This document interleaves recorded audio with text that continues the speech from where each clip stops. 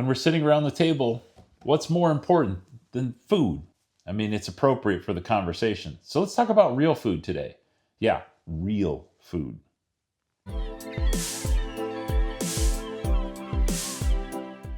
When I say real food, what does that sound like to you? I mean, hey, I eat real food every day, right? Our journey through health, our journey to financial independence has been very much affected by health. See, as a kid, I was always that kid that was overweight. I was on the edge of husky pants all the time, and I was fighting to stay in the regular sizes. It was not real fun. I was never in great shape. I was certainly no athlete. Fast forward into my 20s, and I was eating anything that I wanted. I was free of mom and dad and the restrictions that they would put on me. Those were the days. Those were the days where I'd order a pizza on the weekend, wrap it up, and take it with me as leftovers for lunch all week long. You get to the weekend, that bag of Doritos looks pretty good. Hey, there's a bunch of ice cream in the freezer. Moose Tracks is my favorite. I'd do some real damage. And of course, you wash that down with a 2 liter of soda over a couple of days. In those days, despite working out, I was 40 pounds heavier than I am sitting in front of you right now. I was a much bigger guy. The pictures are not flattering at times. At some point, I started to have some pain. I couldn't eat things the way I used to. When I look back, it's interesting. I found some blood tests that had been run. My glucose levels were out of whack. Of course, my blood sugars being out of whack meant that my triglycerides were out of whack as well, meaning there's just far too much junk in my bloodstream. The numbers were horrible. Nobody ever pointed it out. All they focused on was the fact that I wasn't processing fats well, and out goes the gallbladder. So I'm mostly original parts, not all. That missing, though, if I could go back in time, if I could change that moment, I can still tell you where the incision is because the pain is with me every day. It's been 20 years and it's still there. I guess this is an encouragement to you. Do your best to stay healthy. You just don't want to go through that. And as you get older, it gets more difficult. You see, over the years, our journey looks interesting because we learned a lot as I got sick. Not only did I get sick processing fats and they found, oh, your gallbladder's not working right, we'll pop that out. Over the years, I started getting sick again, and it didn't make sense. Why was I getting sick now? We started doing elimination diets and popping things out of our diet. And we started with the usual suspects. Well, you must have a dairy problem, or you must have some allergy to wheat. We tried all kinds of things, and we took some tests, and at the end of the day, nothing made sense. So we went on our own journey. The doctors kind of threw their hands up at the time and said, let us know where you land. We started finding that chemicals in foods were making me sick. If I would have MSG, my heart would go out of rhythm for 2 days. When I would eat dairy, I would get an upset GI system for hours, maybe days. It turns out the things that they put in dairy to make them smooth, an ingredient called carrageenan, was making me really sick.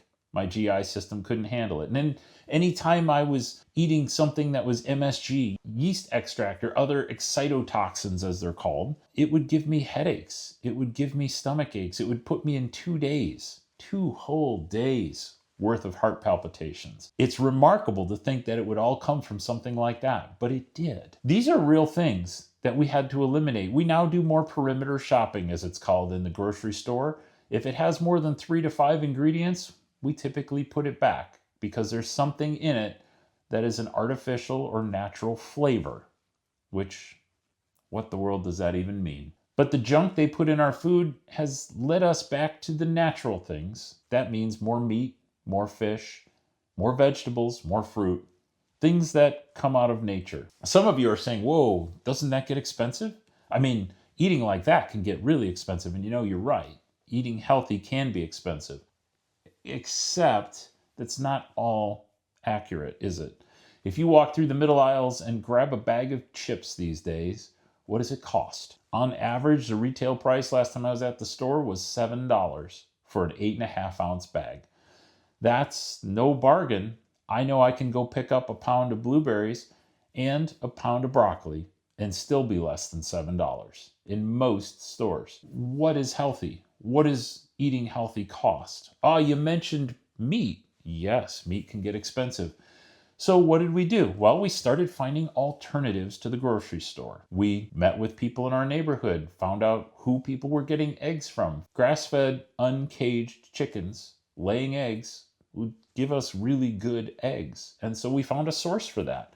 And while we don't have them all the time, on a regular basis, we're eating very well from a known provider and supporting somebody local. Now, the same thing occurs when you think of beef.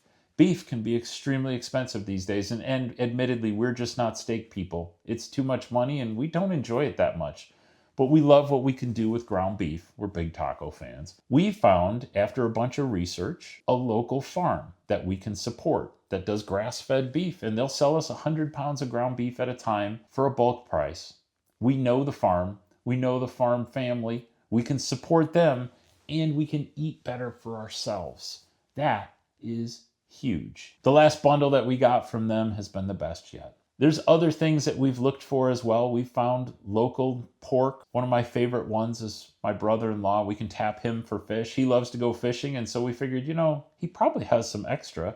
Maybe he'd sell it to us. Well, it turns out he will, or more often, he'll gift it to us, which is even better yet. Wild caught fish from the lakes in the area, nothing's better. What are you doing about your food journey? I mean, this is something that we've had to do. Is it just something that we can run off? Maybe we can just get exercise and we can eat whatever we want. That doesn't really work either. See, 10 years ago, I was in the best shape of my life.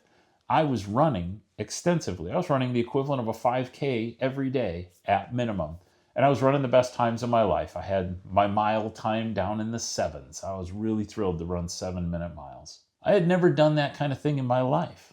But I was still wildly unhealthy because my body wasn't processing foods right.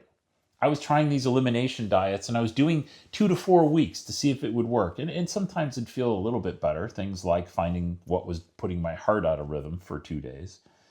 What I had missed in that is 30 days was not enough to find that I had a wheat intolerance. Once I gave myself 3 months, suddenly my life changed. And of course I can find gluten-free alternatives in most places now. And even though it's not a gluten thing per se, avoiding wheat has been the best thing for my GI system over the last, say, 7 to 8 years. It's really made a difference. It's taken the bloating down. It's given me better GI function than I've ever had in my entire life. These are the kind of things that matter, and they're related to food. Eating real food is more important than exercise. I'll say it. Most people won't. They want you to do exercise, and exercise is good. The endorphins and the activity and the muscle building that frankly, I need to get back into. But food is the key. And as you look at financial independence, being healthy is key. It's critical. You cannot have large medical bills hanging over your head, and finding insurance is simply too difficult with pre-existing conditions. It all adds up real quick. So can you still do this now? I mean, real food has gotten expensive, right? I've given you the encouragement you need. We're doing this today. This is not something we did before. So of course you can do this today. It works well. And I'd encourage you, if you are somebody who just eats what you want and plans to work it off, at some point, your body will in fact raise a flag and it will say, I really don't want that anymore. Make the shift to real food. It's not like we starve ourselves. I eat very well. I am a big fan of dark chocolate. I even indulge in the occasional caramel and cheese popcorn. I mean, that's just something I love and I'm not going to give it up. But it does mean that I do watch the ingredients, even there, so that I can stay away from the junk that was making me sick. Here's to wishing you amazing health in the year ahead, that your real food journey doesn't look like mine, that you catch it before the problems occur, so that your health is not something you recover, it's something you maintain. Till next time, thanks for joining me at the table. We'll see you soon.